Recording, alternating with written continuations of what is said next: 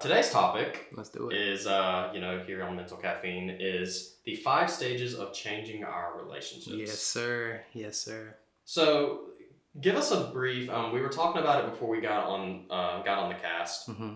Can you kind of give us just a brief overview? We're going to go into detail here, Mm-hmm. so we don't have to get into the nitty gritty of it. Right. But can you kind of give us a kind of a brief overview of what this is, the 5 stages of changing relationships? Yeah, man. Really, what it is my way of trying to simplify a very complicated process. Obviously, Yeah. there's a lot of steps, a lot of nuance, a lot of context. That's really important. But truthfully, when it comes to a lot of relationships, one of the things that people often seek therapy for, or just have a lot of arguments about, is trying to get other people to change. As you know, Landon, you don't have to have a master's degree to know that, like, trying to get other people to change can be a very difficult process. Yeah, in fact, some people think that people don't change. Right. That's a popular opinion that gets thrown around a lot. Right. And that ties back into some expectations, which we won't have time to get into today. But basically, today's idea is just trying to sum up, in simple terms, how can we better use what we can to influence others to the degree that we can to achieve the change that we hope to see. So again, a lot of nuance, a lot of context, but this is a way of trying to simplify that down. Mm-hmm. And so when it comes to those steps, I'm going to just briefly outline them here, and then like Landon said, we'll kind of get into it. First, you got to identify the problem, right? And not just like personally, obviously that's where it starts, but you got to be able to communicate what exactly is the problem. Obviously, the more specific, the better. Mm-hmm. If you go to somebody like, man, if I go to you and I say, hey man, listen, I don't like your attitude. Yeah. That's a very general thing. Right, that's a very non-specific thing. Mm-hmm. And if I just said, hey man, you have a bad attitude and I don't like it. First, what is bad, right?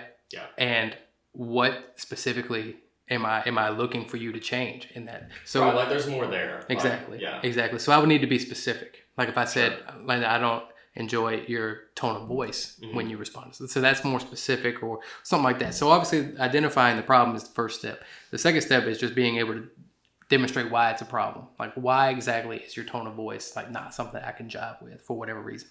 And then the next thing is to offer alternative stuff. So maybe I see that you're frustrated. Hey man, listen, I understand you're frustrated, but instead of doing that, maybe try this, maybe try that, maybe try this other thing. But let's just try to move away from the tone of voice thing. Real general here. And the next thing is whenever, now obviously the next step is going to be predicated on whether or not you give a crap to change it at all, which I don't really have any influence over. But when I see you taking any of those steps, to highlight some micro steps in progress when it comes to that. Mm-hmm. And then finally to be able to celebrate the milestones when it comes to like these big changes. And I can say eventually, hey man, listen, I know we had that conversation, Landon, it was tough about your tone of voice, man, but I've seen you've really been putting in the work to change that, man. I want to say how much I appreciate that, et cetera, et cetera, et cetera. Mm-hmm. So identify the problem, demonstrate why it's a problem, offer alternative behaviors, highlight the use of these alternative behaviors, and then celebrate those big milestones. I think that's probably, as far as the formula goes, maybe our better chance of being able to help influence others to make the shifts that we want to be able to have more comfortable and relatable connections with folks. Yeah. So, when I look at this list, I feel like I feel like almost all of us, whenever there's an issue we have, whether it's a,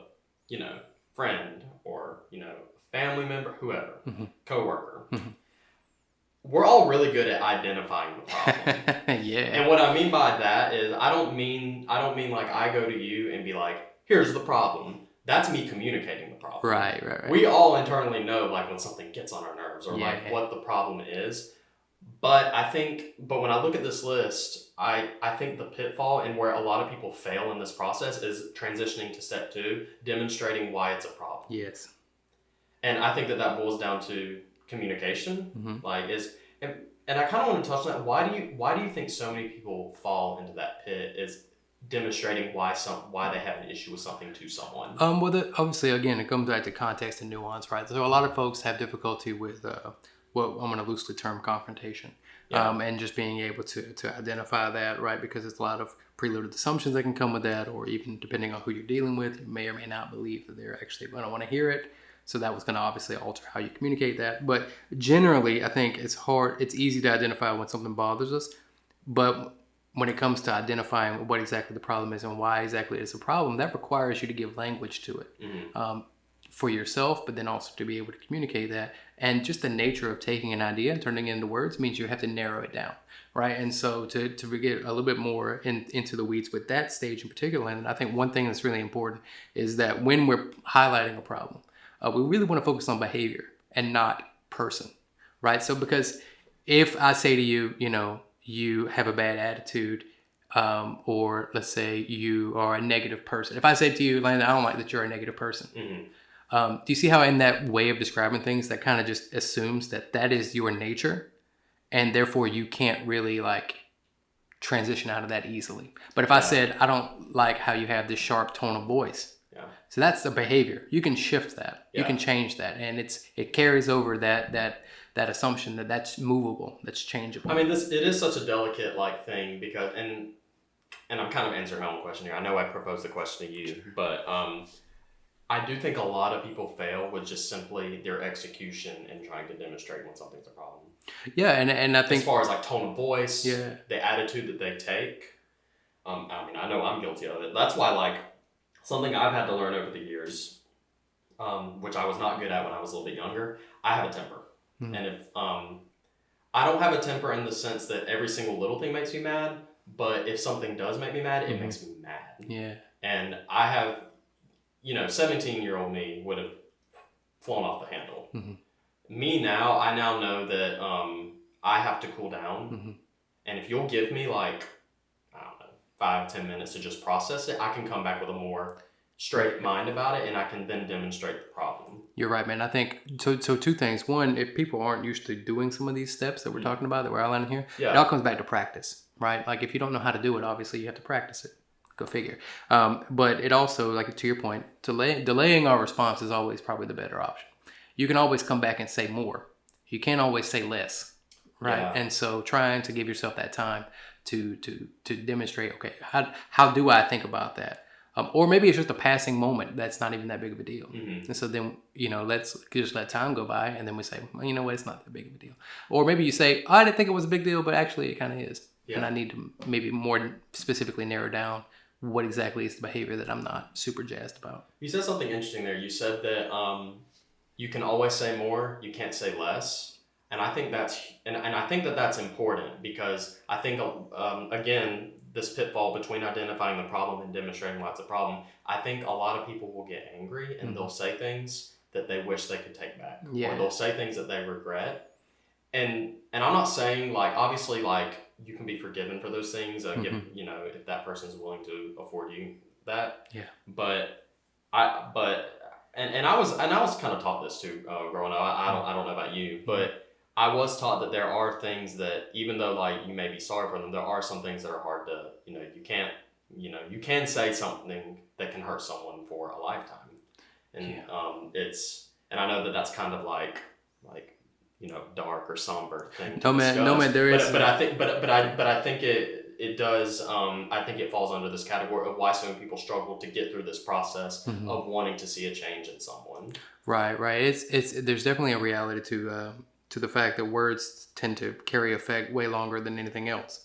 We and so especially when it comes to people we care about. Another thing though, along that line of identifying a problem, sometimes we get kind of lost in over explaining a problem, and that might be something for a later conversation too. But just about demonstrating it's a problem is probably better served when it's relatively short, sweet, and to the point.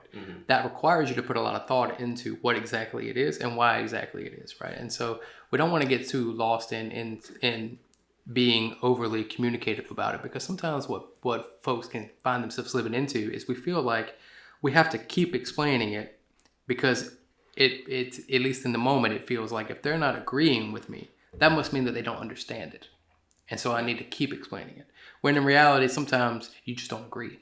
And it doesn't, or maybe it's some other thing, but if I can just identify what exactly the behavior is, why exactly I don't enjoy that behavior, and then leave you space to ask me questions about it, then I can fill the gaps in. It becomes more of a dialogue instead of a lecture. When it becomes more of a lecture, what do we all tend to do? What do your kids do? They just shut down. Tune out. Right, and tune out. Because if I can't physically leave without you getting mad, then I can mentally leave and do other things. And so we had to try to be short, sweet, specific, and really try to delay our response to collect our thoughts. And again, use practice. Yeah. If you haven't practiced this in 30 years, then go figure you're not going to be super great at it at first. That's just the nature of it. So again, it's about identifying the specific problem and then why exactly is that a problem to be able to communicate that. And obviously that's going to change depending on the nature of your relationship with that person. If it's your wife or your husband or your spouse of any kind, then that's going to be a different conversation probably than if it's a coworker or a employee, a coworker coworker, kids, family, whatever. Mm-hmm. I mean, not to drag you into this, Sean, but I'm going to, because you are the only married man in the room. Yes, sir. And not that this is it's not a marriage episode. I'm sure we can get to that at some point, but we'll tread that. Well, I'll tread that one lightly. You're a professional in it as far as license. We'll see. But I'll be the one probably listening. But regardless of that's a different time. Sean, you probably wouldn't confront a problem with your wife the same you would with a friend, would you? No. Right. That's it. That's all. That's all. I'm not going to put you through the ringer. Right. It's different. Yeah. It's different. Yeah. But that's why I wanted to bring you in, because I'm not married. So, but it is different. I think you can attest to that, though, right? Yeah. You just approach it differently. So, so we've covered identifying the problem. Mm-hmm. If you can get through the crucial demonstrating why it's a problem effectively, then the third thing here, or the third point we have, is offering alternative behaviors. Now, I think this is another, well, really there's pitfalls throughout this thing, that, the human condition we struggle with, but again, this is another big one, because, how do you like it when somebody, there's a wrong way to do it. Like, there's definitely a wrong way to tell someone, hey, you're doing this, I want you to do this.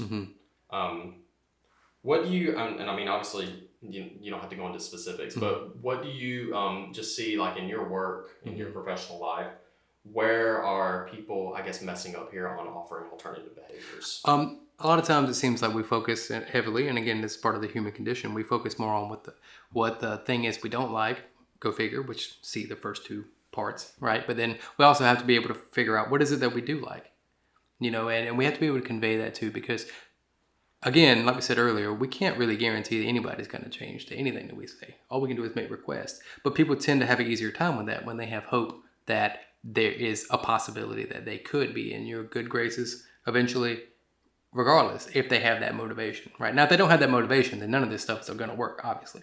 But when it comes to like being able to offer those alternative behaviors, that way they know what you're looking for.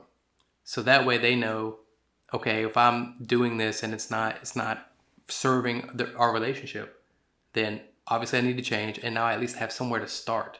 Because if you don't give anybody any idea of what to do in place of that, then they just got to guess.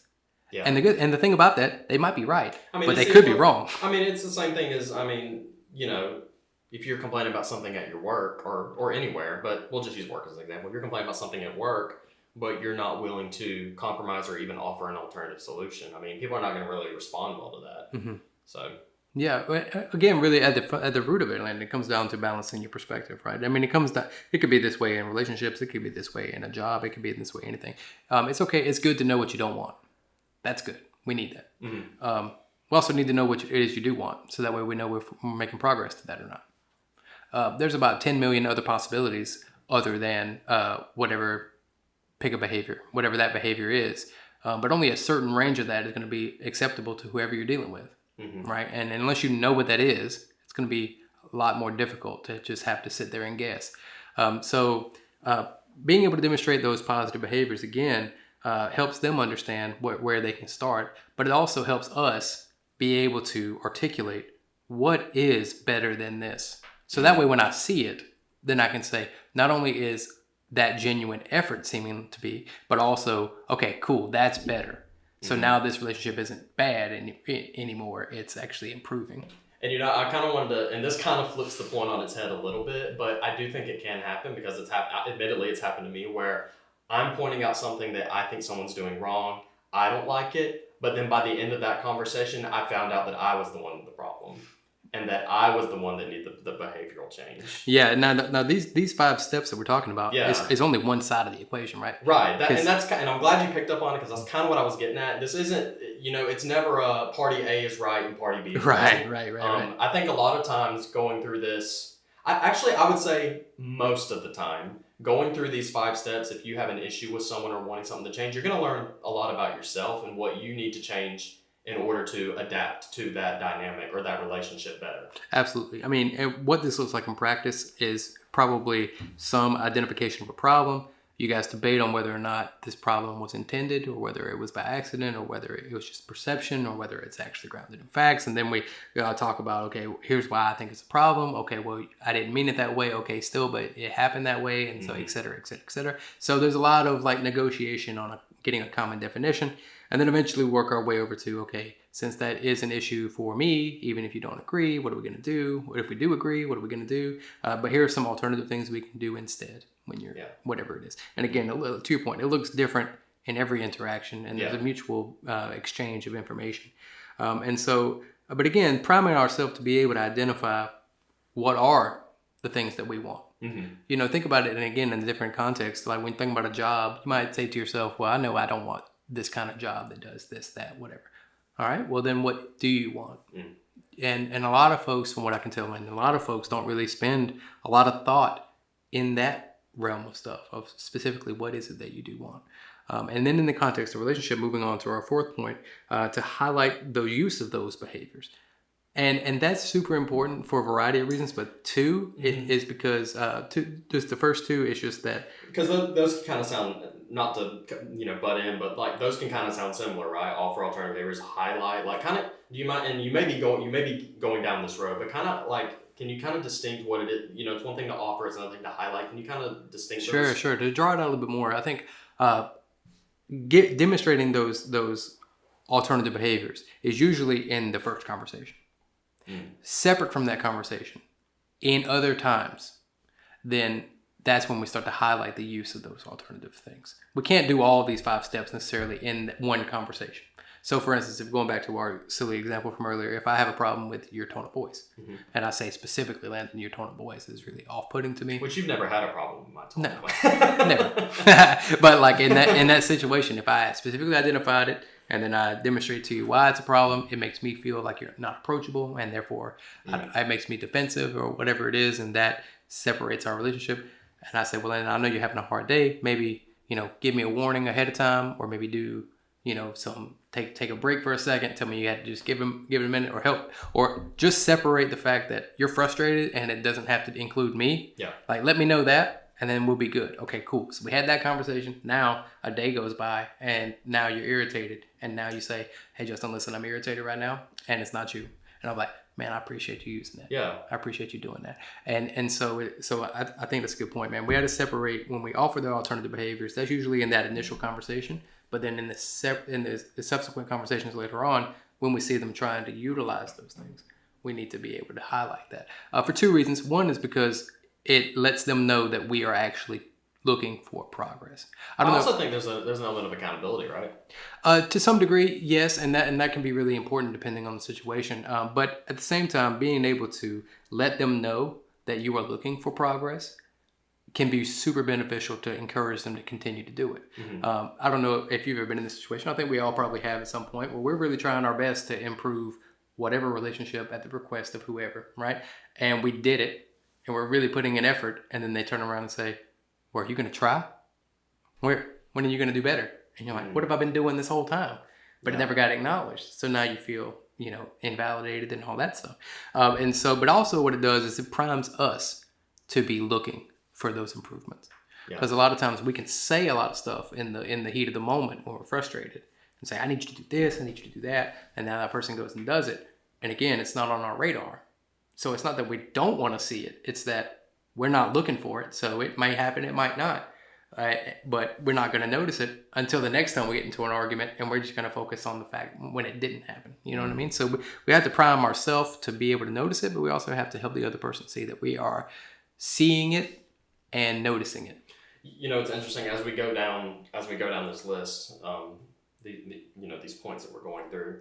There seems to, at least to me, there seems to be a common denominator where, and like it's cliche, but it's true, is that it all ties back into communication. Really, all of these points do. It starts with communication. You then have to communicate. In fact, here let me I can tie them into all these points here. Identifying the problem, and then communicating that problem. So that's really like points 1 and 2 right there. Offering alternative behaviors, communicating what else can be done, then highlighting or keeping letting the person know. I hate using the word and I've already used it, like accountability. That seems a little heavy-handed, but hopefully you know when I'm getting with that. Holding someone accountable for those behaviors or highlighting them, so to speak, communicating it. And then finally, which you've already kind of hinted to, and that's kind of what I want to segue us into the last point here, which is celebrating those milestones if change has occurred. Excellent. So you've done the hard work, steps 1 through 4. You've communicated effectively. And it's probably been mutually beneficial for both parties. But I think this is a big one. Probably the biggest. Safe to say. Maybe not biggest, but it's one of the bigger ones. Is celebrating whenever somebody has made that change, or when you've made that change, or whatever the case may be. Kind of walk us through that a little bit, and why reinforcing that is or reinforcing when somebody has made a change is such a good thing. Sure. So let's back up and just zoom out a little bit. Remember that we're talking about this in context of relationships, and so relationships can include a wide variety of things, but generally speaking, it's between two human beings, right? And so being able to do all those things we outlined, but then once change has occurred and it's give ourselves some level of sustainability where now we're not feeling quite as anxious about that problem occurring anymore, or we've done this pattern of, whoever it is engaging in this alternative behaviors, and now it feels more natural, and now we feel more at ease and we feel closer. Let's recognize that. Let's celebrate that, because that moves us away from this problem-oriented state of mind. And we can instead say, man, look, this is where our relationship was, and now here it is now. And it's a direct result of the work that we've put in, the communication that we've had. And then once we can mutually recognize that, now whoever it was who had the issue in the beginning feels heard, understood, and respected in that way. And the person who did those changes feels like those changes were worth it. They feel closer. They feel like proud of that mending of the relationship. So I think that's super important. I also think it ties back to just our basic instinct as children, where and stay with me here for a second, where whenever we put in the work on something or we accomplish something, it's then reinforced with a good job, we're proud of you. I do think it ties back into the basic instinct of we put the work in. And we want, it's no secret, if you work hard on something, you accomplish something. And I know it's not I know that this topic isn't much of a tangible thing, you did X, Y, and Z, so you get, whatever. But I still think it applies because it is hard work. Relationships are hard. And relationships are work. And they are work. And I'm glad you emphasized that, because that's where I was taking that. They are work. And I don't mean just marriages or no, they're all work. Right. Friendships. You've seen it, and I think we've all probably had an experience like this where we had a friend in our life, but for whatever reason, we didn't pour much into it, they didn't pour much into it, and it just kind of fizzles out over time. Relationships are work, and if we're able to push through a significant barrier in that relationship and progress it in some capacity, I think we want that to get recognized. Yeah, absolutely, man. And you said something earlier about communication. I really want to highlight communication is really a catch-all term in my view. Landon, most people who come to see me, and any of my therapist friends out there can definitely relate, when they come for marriage counseling or family counseling, communication is always the number one reason why. And what we find is that when we're doing counseling with them, they're actually really good at communicating. All of them. All of us. We're just not always good at communicating in a way that's received. And so, it's going back to what you said before. So the execution is what? The execution and interpretation. Okay. So going back to what you said earlier, there is the verbal things of communication, but then there are the nonverbals. You know how many different ways you can text the word okay to somebody, and how many different ways that can be interpreted? Okay. Or okay, Jesus. Yeah. Like that. Or I've always hated gay personally. Or I've heard clients even talk about there's a difference between when somebody says okay, OKAY, versus OK versus K. Versus OK ... Yeah. Yeah. Versus just the letter K. right? And that's just one word. That's one word. That's one word, on a and billion. you can see how much work that takes just in terms. So, like, Yeah. So, anyone who's ever had texting battles with anyone, you know that there's a level of communication that isn't spoken. What do you think the Egyptian hieroglyphic equivalent of that was? Yeah, well, how do you do something passive aggressive in hieroglyphs? You know, You spend 2 hours painting it on a wall. yeah, man. What does that look like? They don't get it now, but they'll get it later. Yeah, no, man. I think so. There's a whole element of like nonverbals, right? But then there's also body language, right? You can say things and communicate things, but if it's seen in body language, it can be a little different, right? And so there's different levels of that, but then there's also different levels of meaning that we give to these different kinds of communication.